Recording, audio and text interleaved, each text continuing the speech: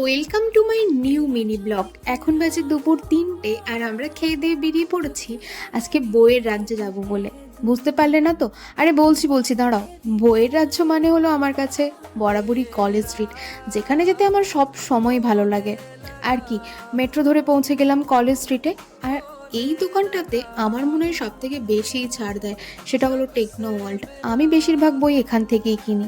তারপর বই কিনে নিচে এসে ভাবলাম একটু ডাব খাওয়া যাক, কিন্তু আরে বাস, ডাবের দাম শুনে তো আর খেলাম না।